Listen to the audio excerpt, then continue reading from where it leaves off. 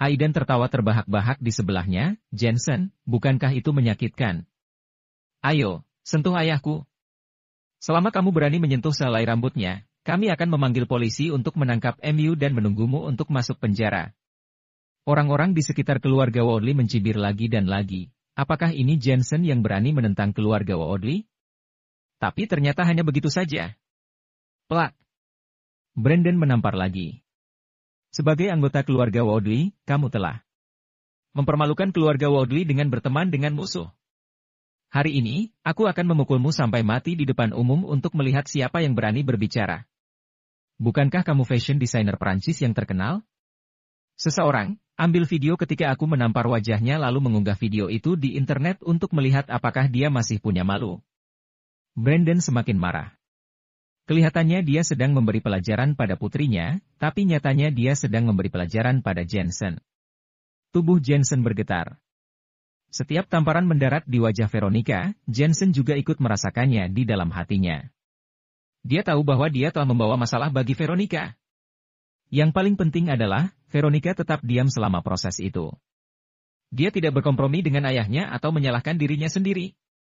Ini membuatnya merasa seolah-olah dia berutang budi kepada Veronica. Amanda Carson yang berada di sampingnya merasakan bahwa Jensen gemetar. Dia langsung tahu bahwa sesuatu yang besar akan terjadi. Dia sangat mengenal Jensen. Meskipun Jensen adalah seorang dokter yang baik hati, Jensen adalah seorang pria, dia juga merupakan pria yang bertanggung jawab. Dia tidak akan rela melihat Veronica menderita. Tuan. Amanda ingin membujuk Jensen. Bagaimanapun juga, Jensen saat ini masih tidak bisa menentang keluarga Woodley. Plak. Namun Jensen sudah terlanjur menepis telapak tangan Veronica dan melangkah menuju Brandon. Jensen, jangan. Melihat ini, Veronica sangat takut Jensen akan terlibat lalu dia buru-buru berteriak. Brandon mencibir, apakah Jensen akhirnya tidak tahan? Jika Jensen punya nyali, dia akan bergerak. Selama Jensen berani bergerak, Brandon akan memiliki alasan untuk membunuh Jensen di tempat.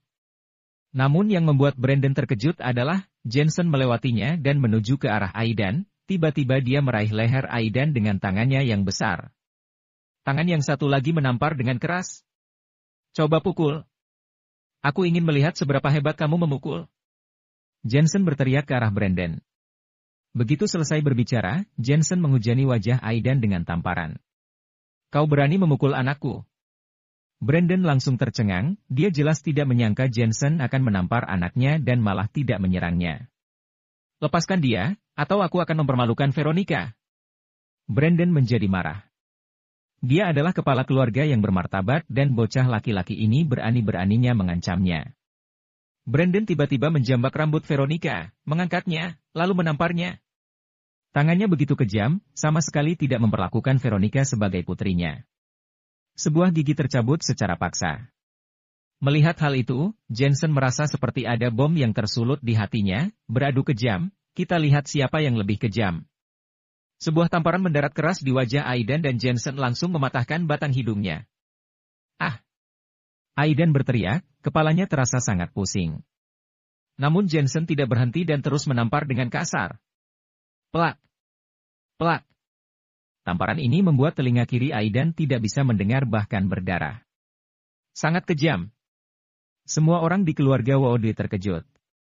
Jensen benar-benar berani menyerang Aidan, dan dia melakukannya di depan Tuan Woodley. Jensen, kamu akan mati. Benar saja, kemarahan Brandon tidak bisa ditahan lagi, dia ingin membunuh Jensen di tempat. Pak Tua Woodley, aku, Jensen, tidak berani menyentuh MU, tapi bukan berarti aku tidak berani menyentuh anak MU. Jika kamu bisa, panggil saja polisi. Jensen tidak takut sama sekali. Pada hari itu, di saat Jessica terpilih kembali sebagai kepala keluarga, putra MU menodongkan pistol padaku.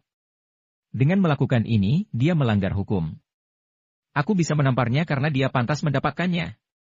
Setelah kata-kata itu diujarkan, tamparan lain mendarat. Meskipun mantan istriku dan aku belum bercerai, tapi putra MU ikut campur dalam hubungan kami. Sudah sewajarnya aku menamparnya. Plak. Tamparan lain mendarat. Aku dan grup Dream Internasional menjadi sasaran dan putra MU mendapat bagian. Sungguh kehormatan baginya, apabila aku menamparnya. Tamparan ketiga mendarat. Aiden seperti tidak bernyawa, seluruh badan lumpuh seperti lumpur. Jika bukan karena Jensen memegang lehernya, badan itu pasti sudah hancur. Suasana pun hening. Amanda mengelus mulutnya, dia kaget dan tidak bisa berkata-kata. Mata Veronica basah dan hatinya penuh dengan emosi. Ini adalah Aiden Woodley, 4 besar tuan muda di ibu kota dan calon raja prajurit, tetapi dia dipukuli seperti seekor anjing di jalan. Semua ini adalah untuk Veronica. Yang terpenting adalah, Jensen melakukannya di depan ayah Aidan. Ini benar-benar mempermalukan keluarga Woodley. Anjing keluarga Woodley, pukul lagi. Aku ingin melihat apakah kamu atau aku yang lebih kejam. Jensen menatap Brandon dengan arogan. Amarahnya sudah memuncak, untuk apa dia takut pada keluarga elit? Seluruh tubuh Brandon gemetar, tetapi dia tidak berani macam-macam. Jasper sudah mati dan Aidan adalah satu-satunya anggota laki-laki dari keluarga Woodley. Anjing keluarga Woodley, hanya itu yang kamu punya. Jensen terus berkata, jika kamu mampu, berikan aku tamparan lagi. Aku berjanji akan menghancurkan keluarga Woodley setelah itu, apakah kamu percaya atau tidak? Kata-kata ini sepertinya menusuk Brandon. Tuan. Orang-orang keluarga Woodley tidak tahan lagi dan memandang Brandon. Asalkan Brandon mengucapkan sesuatu, mereka memiliki 1000 cara untuk membuat Jensen mati di tempat. Keluarga elit Woodley tidak boleh dipermalukan. Brandon tidak berbicara. Dia hanya menatap Jensen dengan dingin, namun Jensen juga menatapnya dengan dingin. Tatapan kedua orang itu seperti mengeluarkan percikan api yang tak terlihat. Jensen, kamu hanya dokter kecil, tapi kamu punya nyali. Brandon akhirnya berbicara, dia melepaskan Veronica di tangannya dan berkata dengan dingin, aku meremehkan kegilaanmu. Aku tidak akan mempermalukanmu hari ini, tetapi jangan sampai kau jatuh ke tanganku lagi lain kali. Jensen malah mengangguk dengan dingin. Dia tiba-tiba menarik pistol di pinggang Aidan menembak daun telinga kanan Aidan. Bang! Bang! Suara tembakan terdengar dan telinga Aidan tertembak. Aidan yang pingsan berteriak lagi. Tanpa omong kosong, Jensen menyeret Aidan, setelah dia menarik Veronica, dia mengembalikan Aidan. Setelah itu, Jensen pergi bersama Veronica dan Amanda. Anjing keluarga Woodley, aku mengampuni putra MU kali ini karena Veronica, tapi dia tidak boleh jatuh ke tanganku lagi. Kalau kamu maju, aku juga berani membunuhnya di depan MU. Ketika dia pergi, terdengar suara dingin di jalan. Jalanan penuh sesak dengan orang-orang. Setelah mengetahui bahwa itu adalah keluarga Woodley, mereka terkejut. Tentu saja, mereka lebih terkejut dengan Jensen. Pria ini gila, menantang keluarga Woodley secara langsung. Segera bawa tuan muda ke rumah sakit. Brandon adalah orang berani, tapi sekarang dia sangat tenang. Dia menatap punggung Jensen dan terdiam cukup lama. Akan tetapi, matanya penuh dengan niat membunuh. Jensen mengancamnya sebelumnya, dan Brandon merasa itu konyol. Tanpa dukungan keluarga Carson dan keluarga Palmer, Jensen pasti sekarang berada di tempat yang berbeda. Brandon sangat menantikannya. Ia berharap suatu hari nanti Jensen akan melakukan apa yang dikatakannya tadi dan membunuh anaknya di depan Brandon. Tentu saja hari itu tidak akan datang. Kita pergi. Brandon mengingat kejadian sebelumnya lalu pergi bersama keluarga Woodley. Brandon adalah orang yang mampu melakukan hal-hal yang luar biasa. Jika dia tidak tahan dengan hal-hal kecil, dia akan membuat rencana besar. Akan tetapi, saat ini rencana organisasi lebih penting. Di sisi lain, Jensen membawa Veronica kembali ke rumah komunitas, lalu mengobati luka-lukanya. Selama proses pengobatan, Veronica tidak mengatakan apa-apa, tetapi dia tidak bisa berhenti menangis. Jensen tidak bisa menahan rasa sedihnya. Veronica adalah salah satu dari 4 wanita tercantik di ibu kota dan disebut sebagai wanita sempurna di mata orang-orang. Jensen berpikir bahwa kehidupan Veronica sangat baik, sama seperti seorang putri, tetapi itu hanya ilusi semata. Keluarga Woodley lebih menghargai anak laki-laki daripada perempuan. Ketika marah, mereka sama sekali tidak menganggap Veronica sebagai putri mereka. Tidak heran ketika Jensen ingin membunuh Aidan, Veronica tidak menentangnya. Veronica terlahir dari keluarga seperti itu, semuanya memandang rendah dirinya. Veronica, anggap saja ini rumahmu. Kamu bisa tinggal di sini selama yang kamu mau. Setelah mengobati luka Veronica, Jensen menghiburnya dan mengedipkan mata pada Amanda. Sekarang Veronica lebih membutuhkan Amanda. Amanda mengangguk dan memapah Veronica masuk ke kamar. Jensen duduk dengan ekspresi dingin di ruang tamu dan sekali lagi hatinya tergerak untuk membunuh Aidan.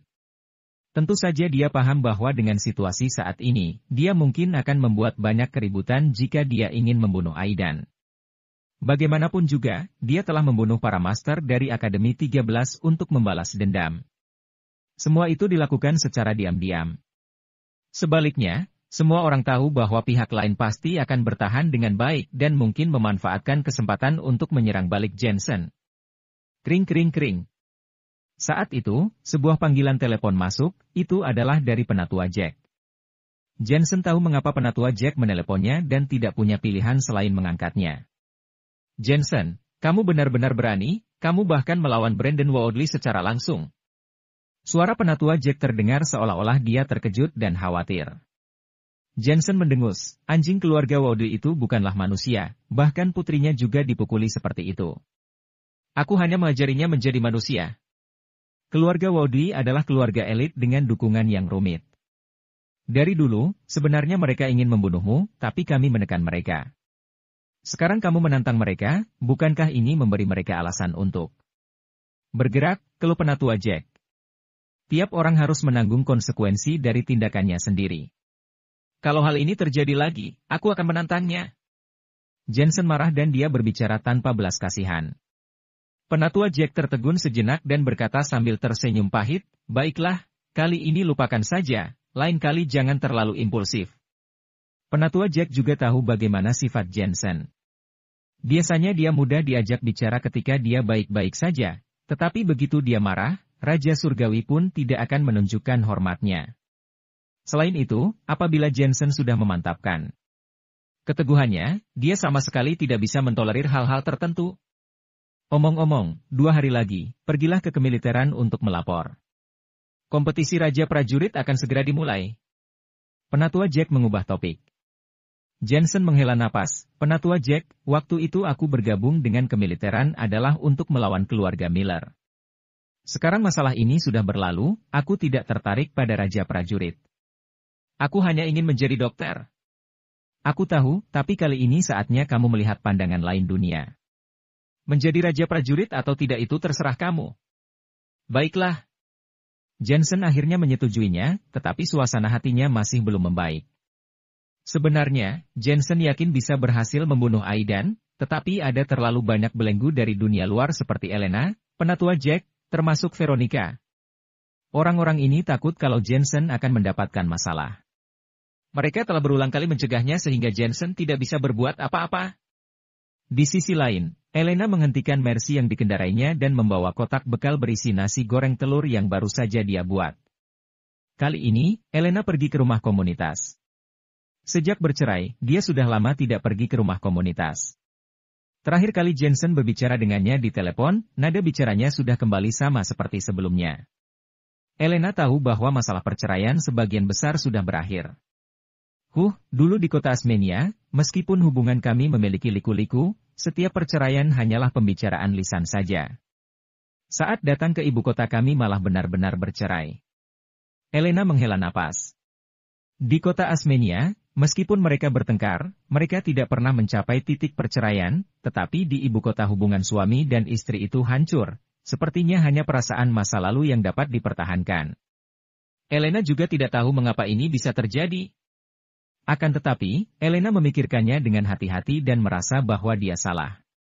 Keluarga Miller terlalu banyak ikut campur urusan Elena, ditambah dengan kematian kakek, kesalahpahaman belum terpecahkan dan kontradiksi baru sudah datang lagi. Ketika Elena mengingat mereka melawan satu sama lain dan dia menodongkan pistol ke arah Jensen, hatinya dipenuhi rasa bersalah. Kemudian, Elena berinisiatif meminta maaf dan membuat Jensen senang, tapi Jensen malah menolaknya. Namun, yang dikatakan Jensen itu benar, dia bukanlah sikap Elena yang asli. Mari kita mulai dari awal, aku tetap aku. Elena menghibur dirinya sendiri, dia tahu Jensen juga sudah mengikhlaskan apa yang telah terjadi. Mereka hanya tidak mempunyai momen untuk kembali bersama. Jensen, apakah ada kertas bibi di situ? Kerabat Veronica ada di sini. Begitu Elena tiba di halaman, terdengar suara yang indah. Tunggu, aku akan mencarinya.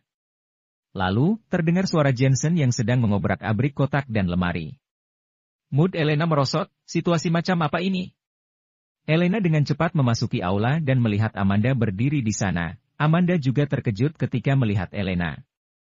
Amanda, kenapa kamu di sini? Kata Elena dengan kaget. Aku selalu di sini. Amanda berkedip. Dia merasa keceplosan berbicara, lalu menjelaskan lagi, maksudku, aku baru saja keluar dari kamar. Tidak, maksudku, aku tidak tahu bagaimana menjelaskannya. Apa kamu sendirian? Elena bertanya dengan sabar. Tidak, ada Veronica juga. Sekarang Veronica tinggal di sini.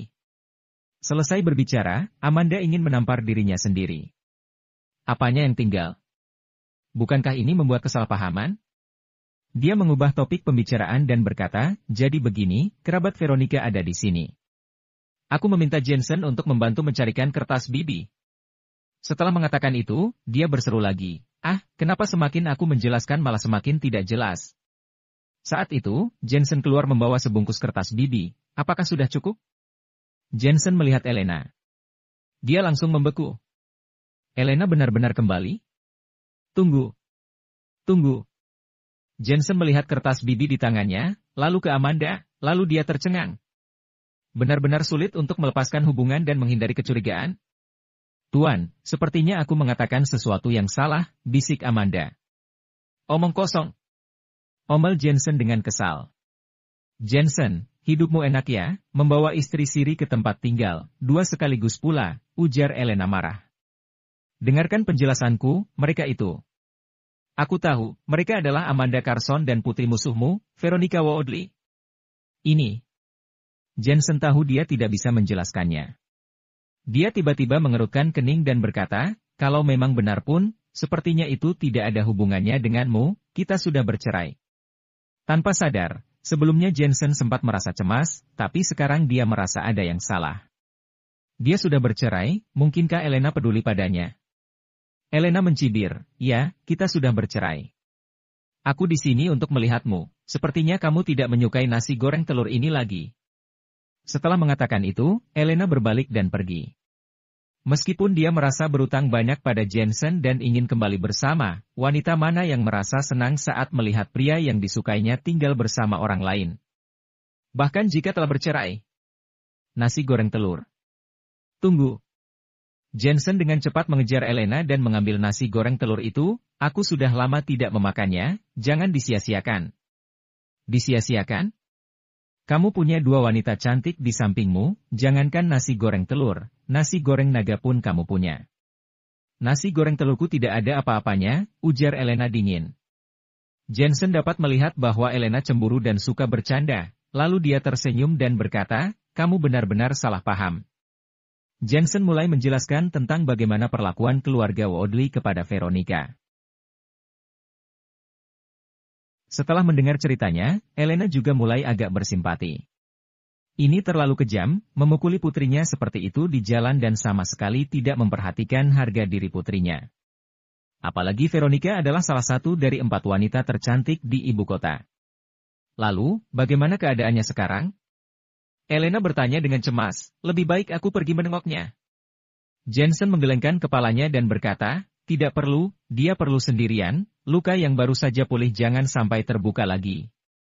Jensen berkata lagi, kalau bukan karena Aidan, Veronica pasti tidak akan menderita seperti ini. Elena mengerutkan kening, apakah maksudmu itu adalah kesalahanku karena aku menghentikanmu membunuh Aidan saat itu? Kamu selalu menyebut Veronica setiap saat, mesra sekali. Tapi benar, kita berdua sudah bercerai. Aku tidak punya kewajiban untuk peduli padamu. Elena berjalan keluar dari gerbang sambil mendengus. Jensen tidak mengerti, kepribadian seorang wanita tidak bisa diprediksi dan terus berubah. Jensen buru-buru mengejar keluar, tapi Elena sudah jauh. Apakah Anda Jensen Ska? Kami dari kepolisian. Seseorang menuduh Anda sengaja melukai seseorang. Anda kami tangkap. Saat Jensen hendak mengejar Elena, beberapa pria berseragam datang. Elena yang berada di kejauhan langsung cemas ketika melihat itu. Elena berbalik arah dan bertanya, apakah ada bukti? Siapa pihak yang terlibat? Kalau tidak ada bukti, kalian hanya bisa memintanya untuk membantu proses penyelidikan dan kalian tidak punya hak untuk menangkap orang. Jensen kaget, dia benar-benar tidak menyangka Elena akan kembali. Jensen tiba-tiba teringat kata-kata Natasha. Elena telah salah paham bahwa Jensen membunuh kakek, tapi meski pembunuhnya adalah Jensen, pada akhirnya Elena tetap akan melepaskannya. Karena Elena bermulut keras, tapi berhati lembut. Tentu saja ada bukti, banyak orang bisa bersaksi dan orang yang terlibat adalah Aidan Woody, kata polisi itu dengan datar. Elena tidak tahu masalah ini, lalu dia menatap Jensen. Jensen mengangguk dan menatap para polisi itu dengan penuh minat. Elena sedikit mengerutkan kening. Saya memiliki hak untuk menyewa pengacara dan masalah ini belum diselidiki dengan jelas. Kalian hanya bisa membawanya untuk membantu proses penyelidikan. Beberapa polisi itu sangat marah.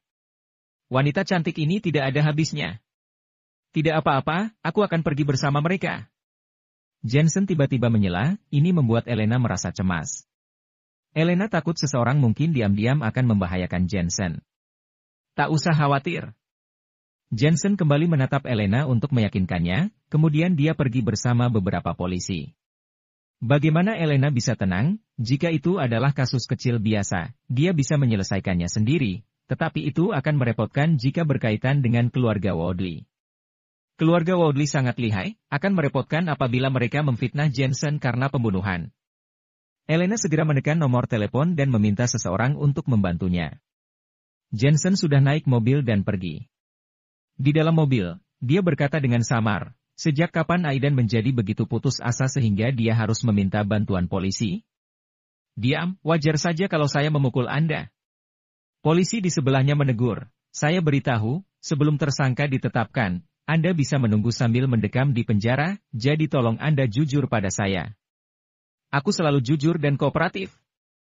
Jensen merentangkan kedua tangannya. Mobil itu menyusuri jalan besar dan tiba di pinggiran 1 jam kemudian. Ada sebuah rumah bangsawan yang dikelilingi oleh hutan lebat dan tidak ada sosok manusia yang terlihat. Bukankah kalian membawaku pergi ke kantor polisi? Kenapa kalian membawaku ke sini, untuk jalan-jalan? Jensen menggelengkan kepalanya dan tertawa setelah keluar dari mobil. Kasus Anda sangat serius. Untuk mencegah seseorang menggunakan kekuasaannya untuk keuntungan pribadi, kasusnya akan diadili di sini. Polisi di samping Jensen mendorongnya ke depan. Jensen tidak melawan dan masuk ke rumah bangsawan itu. Rumah bangsawan ini memiliki lingkungan yang bagus, seperti homestay. Ada kolam, kebun dan pavilion kecil. Saat itu, seorang pemuda sedang duduk di pavilion sambil meminum teh dengan santai. Grab. Begitu Jensen masuk, gerbang besi rumah itu langsung tertutup. Haha, Dr. Jensen, apakah kamu terkejut? Pemuda itu tersenyum tipis. Ini disebut Villa Hutan Hijau. Ini adalah objek wisata khusus untuk orang-orang di dunia Jianghu. Dia adalah Cyril. Ini benar-benar mengejutkan. Jensen tersenyum dan berkata, tapi yang mengejutkanku adalah ternyata kamu adalah orang yang ingin cari mati. Dari awal, dia sudah tahu kalau ini adalah polisi palsu, karena itulah dia mengikutinya. Jensen, kita belum tahu siapa yang akan mati. Cyril mengambil cangkir teh, meneguknya, lalu melambaikan tangannya.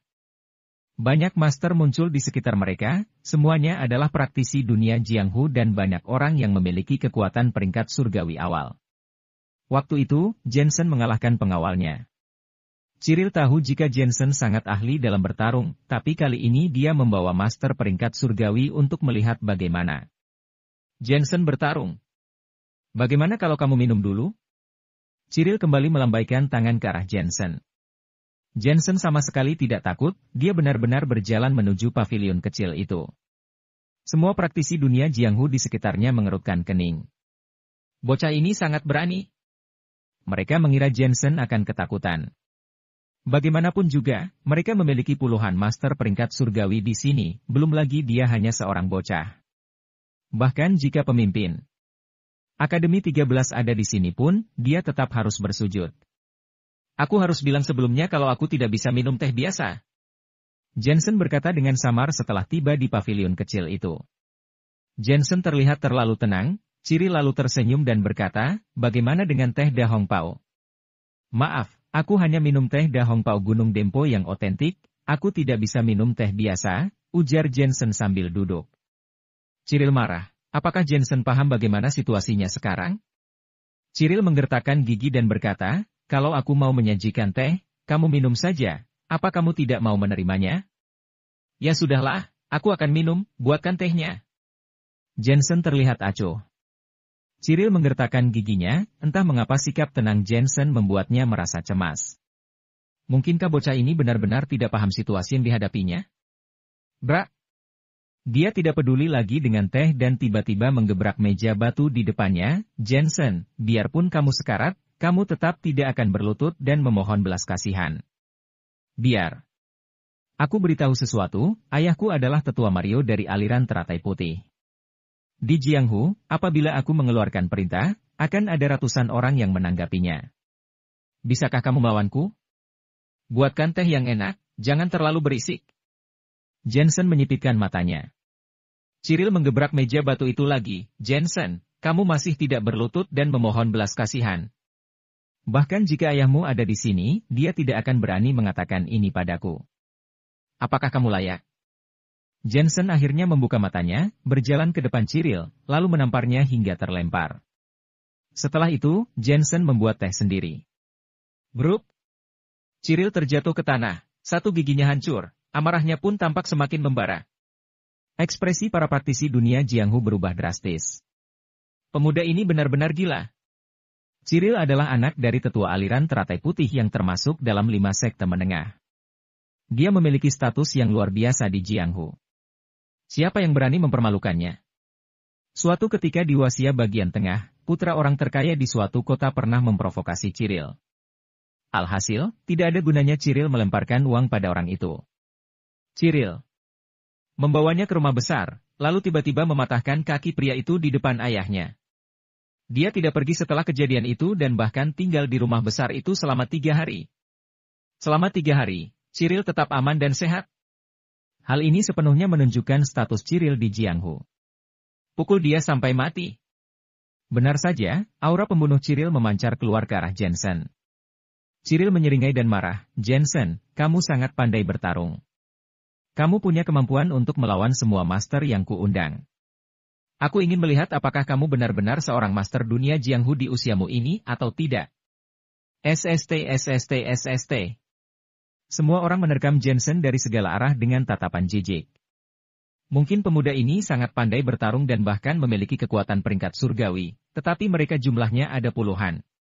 Tidak peduli seberapa kuat seorang jenius seni bela diri, dia tidak akan bisa melawan sekumpulan praktisi sendirian. Kalau api tidak cukup besar, air akan lambat mendidih. Saat itu, terdengar suara Jensen, matanya masih menatap ke Tel. Semua praktisi dunia Jianghu tercengang, orang ini terlalu gila. Mereka tidak akan menunjukkan belas kasihan lagi, mereka menunjukkan keterampilan unik mereka dalam seni bela diri, menciptakan adegan di mana kekuatan energi ki mereka menimbulkan angin kencang. Jaraknya dengan Jensen juga semakin dekat. Bahkan Cyril berpikir, akankah Jensen dipukuli sampai babak belur? Namun, saat itu, Jensen bergerak.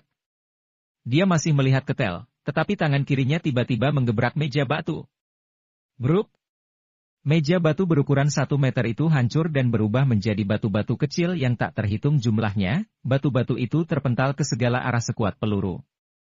Para master seni bela diri yang berada di dekat Jensen terhempas dan terbang. Dari kejauhan, pemandangannya sangat spektakuler, dengan Jensen sebagai pusatnya dan bayangan manusia seperti kelopak bunga yang bermekaran. Hening! Rumah ini sangat hening. Pupil mata Cyril gemetar. Terakhir kali Jensen mengalahkan pengawalnya, dia merasa Jensen sudah sangat kuat, tapi siapa yang tahu ternyata itu hanya sebagian kecilnya. Orang-orang harus tahu bahwa mereka semua adalah master peringkat surgawi awal. Air ini sangat pas. Di tengah keheningan, terdengar suara tenang milik Jensen. Dia memegang teko di satu tangan dan ketel di tangan lainnya. Dia benar-benar membuat teh. Air hangat melawan praktisi. Kalimat ini muncul di benak semua master. Sungguh junior dunia Jianghu yang sangat mengerikan, energi ki-nya sedalam laut. Aku tidak percaya aku tidak bisa membunuhmu. Seseorang, bunuh dia. Cyril tiba-tiba berdiri dari tanah dan melambaikan tangannya lagi. Ada banyak pengawal yang memegang AK berlarian. Belasan senjata diarahkan ke arah Jensen. Meskipun master seni bela diri tidak takut peluru, itu tidak berarti bahwa mereka bisa menahan hujan peluru. Jensen, aku ingin membunuhmu. Aku punya 1000 cara untuk melakukannya. Tembak! Cyril berteriak histeris. DRRR DRRR DRRR. Suara tembakannya memekakan telinga seperti sedang menyalakan petasan. Pupil semua praktisi dunia Jianghu membeku. Dengan begitu banyak senjata panas yang menghujani, sepertinya hanya Akademi 13 yang bisa melawan dan itu mungkin tidak berhasil. Namun, mata mereka segera melotot dan melihat ke arah pavilion kecil itu. Jensen masih menyeruput teh tanpa luka sedikit pun, seperti master yang terisolasi dari dunia. Para pengawal yang diteriaki oleh Cyril semuanya jatuh ke bawah, terkena peluru di seluruh tubuh mereka, darah mereka mengalir deras seperti sungai. Aneh sekali. Tidak ada yang tahu bagaimana orang-orang ini mati. Semua orang mendengar suara tembakan tadi. Mungkinkah senjata ini ditembakkan ke pengawal? Siapa yang menembak? Mata Cyril melebar dan melihat sekeliling, tetapi hanya ada dia sendiri. Ledakan dia. Cyril kembali meraung. Cyril tahu kekuatan para master dunia Jianghu, jadi dia sudah mempersiapkannya dengan baik. Dia telah mengubur bom yang kuat di bawah pavilion, master manapun akan mati. Namun, rumah itu masih hening dan tidak ada ledakan. Cyril bersembunyi jauh, dia berteriak lagi, seseorang.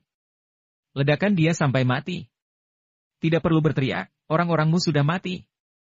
Jensen meminum teh, berbalik melihat ke arah Cyril dan tersenyum. Namun, senyuman ini terlihat seperti senyuman malaikat maut. Brak! Brak! Pintu dibanting terbuka oleh sebuah mobil dan banyak master bergegas masuk dan mengerahkan senjata mereka ke semua orang yang ada di situ. Orang-orang ini adalah panah dan anak buahnya. Sebelumnya, mereka juga yang menembak para pengawal itu. Bom di bawah pavilionmu membutuhkan seseorang untuk meledakkannya, tapi orang yang meledakkannya dibunuh oleh orang-orangku. Jensen menyalakan sebatang rokok dan berjalan perlahan menuju ke tempat Cyril. Ekspresi Cyril berubah drastis. Bagaimana mungkin ini terjadi? Dari saat Cyril menangkap Jensen hingga saat Jensen memasuki rumah, seluruh prosesnya hanya memakan waktu 15 menit. Bagaimana bisa Jensen mengerahkan? Semuanya hanya dalam waktu singkat. Mungkinkah Jensen sudah tahu siapa yang akan melawannya? Ketika Cyril terkejut, Jensen sudah ada di depannya dan menatapnya dengan tenang. Wajah Cyril ditutupi kepulan rokok, tapi Cyril tidak berani melawan, hanya ada keringat dingin di dahinya. Cyril akhirnya menyadari bahwa dia telah meremehkan Jensen. Pantas saja Aiden hanya bisa menelan amarahnya saat melihat Jensen. Aku paling tidak suka ada orang yang mengancamku. Jensen berkata dengan samar. Kalau kamu adalah orang biasa, itu akan baik-baik saja. Tapi kamu adalah orang-orang dunia Jianghu dan aku selalu membunuh orang-orang dunia Jianghu tanpa ampun. Ayahku adalah tetua Mario dari aliran teratai putih. Cyril berkata dengan tersendat-sendat.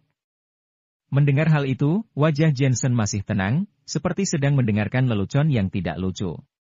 Aliran teratai putih adalah 5 sekte menengah di Jianghu. Cyril berteriak lagi. Kamu takut padaku? Jensen akhirnya berbicara, suaranya dipenuhi dengan rasa iba. Nada bicara seperti itu membuat Cyril sangat kesal. Dia adalah tuan muda Cyril, orang hebat, bahkan Aiden pun harus menghormati dirinya. Di Huaxia, Cyril selalu yang terdepan, sejak kapan dia takut? Aku. Cyril berbicara dengan lantang. Kalau kamu tidak takut, kenapa kamu tidak berani menatapku, ujar Jensen. Satu kalimat itu membuat Cyril seolah-olah dibunuh oleh pedang, sangat menusuk ke dalam hati. Memang, sedari tadi Cyril tidak berani menatap Jensen. Meskipun dia memiliki latar belakang keluarga elit, meskipun ayahnya memiliki status yang luar biasa di Jianghu, dia benar-benar tidak berani menghadapi pemuda yang busuk dan ajaib ini. Kamu benar-benar menyedihkan.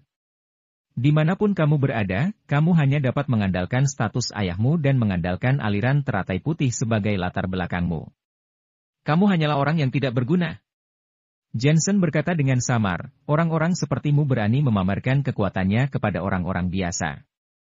Begitu menghadapi orang yang benar-benar kuat langsung menciut seperti selembar kertas. Aku tidak melakukannya. Cyril dipermalukan oleh Jensen, dia mengangkat kepalanya dan menatap Jensen. Jensen juga sedang menatapnya, matanya sangat tenang. Hanya dalam sedetik, Cyril menundukkan kepalanya lagi. Cyril tidak tahu mengapa dia takut, tapi sekarang dia benar-benar tidak berani menatap lurus ke arah Jensen. Saat dia melihat ke bawah, mentalitasnya runtuh. Keberanian, kepercayaan diri dan kebanggaannya telah lenyap saat itu. Teman kecil, anak saya menyinggung Anda. Sebagai ayahnya, saya minta maaf. Tiba-tiba terdengar suara yang kuat, kemudian seorang pria parubaya yang mengenakan kemeja putih dan celana panjang masuk dengan cepat. Pria parubaya itu tampak biasa dari luar, seperti pekerja biasa. Ayah. Cyril seperti menangkap seorang penyelamat nyawa. Karena orang itu adalah Tetua Mario dari aliran teratai putih. Tetua Mario sudah tiba. Anak itu sudah mati. Orang-orang dunia Jianghu yang ada di tempat semuanya memiliki tatapan yang dingin, mereka juga takut pada Jensen. Air hangat melawan sekumpulan praktisi tadi sepenuhnya menunjukkan kekuatan Jensen.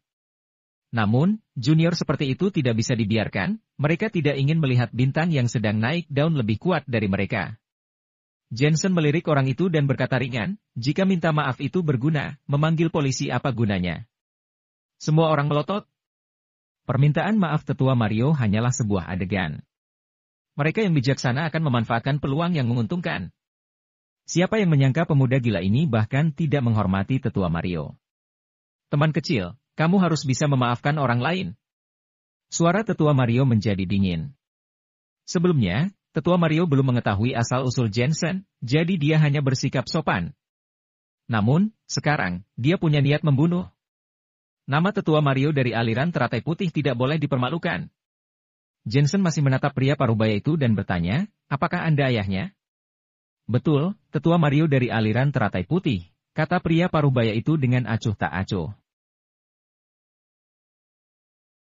Anak MU ingin membunuhku, dan setelah dia gagal, kamu meminta aku untuk mengampuninya. Jika aku terbunuh, siapa yang akan menyelamatkan aku? Jensen melanjutkan, apalagi sebagai ayah, kamu tidak mengajari anak MU dengan baik dan malah memanjakannya. Aku pikir kamu juga harus memberinya pelajaran. Bukan hakmu untuk mengajari anakku. Mario menjadi marah, siapa orang di belakangmu? Katakan, kalau tidak, bisa saja terjadi kesalahpahaman antara orang-orang di pihak yang sama. Kamu tidak layak untuk tahu. Jensen menggelengkan kepalanya. Kemarahan Mario sulit dipadamkan, dia beberapa kali ingin membunuh Jensen, namun pada akhirnya dia menahan diri. Alasan utamanya adalah karena dia tidak mengetahui asal-usul Jensen. Mario berkata dengan ringan, kamu bukan orang-orang dari dunia Jianghu, kan? Jika kamu tidak keberatan, aku dapat memperkenalkanmu kepada sekte dunia Jianghu, kamu bisa bersandar di pohon besar untuk menikmati kesejukannya. Sekte 81, Akademi 13, bahkan 5 sekte menengah, semuanya menghormatiku, silakan pilih di antara mereka. Dia menganggap mundur sebagai kemajuan. Jika Jensen setuju, artinya koneksi miliknya biasa saja dan dia akan terbunuh di tempat. Apa yang membuat Tetua Mario khawatir?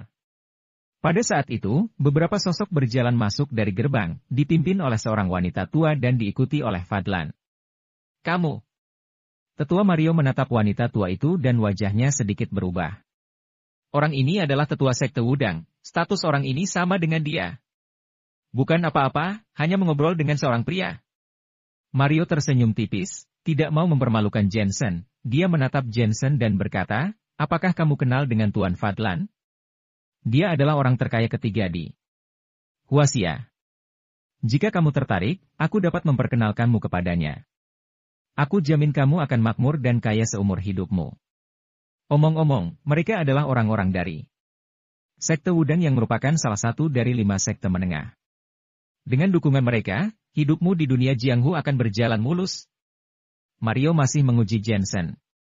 Selama Jensen mengangguk, dia akan langsung bergerak. Mario yakin bahwa orang terkaya ketiga di Huaxia sudah cukup untuk menggerakkan Jensen.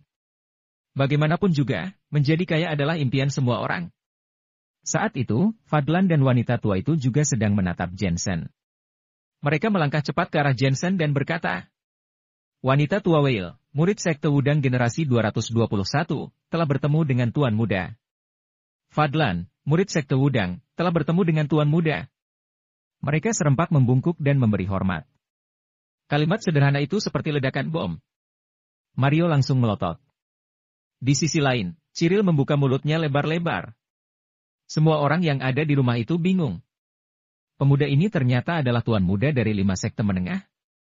Apakah mereka gila, atau Sekte Wudang gila? Jensen juga sedikit tertegun lalu menggelengkan kepalanya. Dia belum banyak tahu mengenai hal ini tapi dia tidak terkejut, mungkin ini perintah master.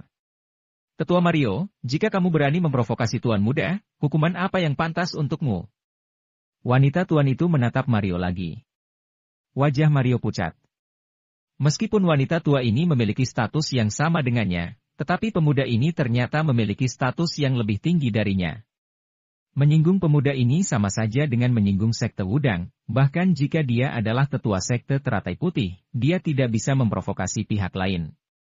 Bagaimana ini bisa terjadi? Seorang pemuda yang asal-usulnya tampak biasa saja tiba-tiba menjadi Tuan Muda 5 sekte menengah? Aku salah. Mario menampar wajahnya sendiri dengan keras. Kemudian dia menatap Jensen. Jensen tidak bergeming. Mario tahu bahwa masalah ini akan menghabiskan banyak uang, jadi dia menampar dirinya lagi. Plak. Tamparan ini membuat giginya beterbangan dan darah mengalir dari lubang hidungnya. Plak. Dia menampar dirinya lagi, hidungnya bengkok. Agar tidak menimbulkan gesekan antara dua sekte, Mario harus menyingkir. Minta maaf itu berguna, memanggil polisi apa gunanya? Jensen berkata dengan ringan. Jantung Mario berdebar kencang dan dia tiba-tiba menggertakkan giginya. Mario berjalan ke depan Cyril dan menendangnya. Grup! Grup! Kaki kiri Cyril ditendang dan dia terjatuh ke tanah. Dia terus berteriak, ayah! Diam kamu! Mario menendangnya lagi. KRRK! KRRK! Kaki kanan Cyril patah, tapi kali ini dia benar-benar diam. Cyril akhirnya sadar bahwa dia telah meremehkan seseorang. Sebuah ilusi muncul di benaknya. Cyril mengetahui Jensen karena kencan buta. Saat itu, Jensen berpenampilan sangat sederhana dan melakukan kencan buta dengan Elena yang sangat cantik. Saat itu Cyril mengejek Jensen dan merasa lebih superior darinya. Namun ternyata Jensen telah berhasil dalam kencan buta tersebut sedangkan Cyril gagal. Sekarang Jensen adalah Tuan Muda 5 sekte menengah sedangkan Cyril hanyalah anak dari seorang tetua. Dia telah meremehkan seseorang yang sangat jauh di atas dirinya.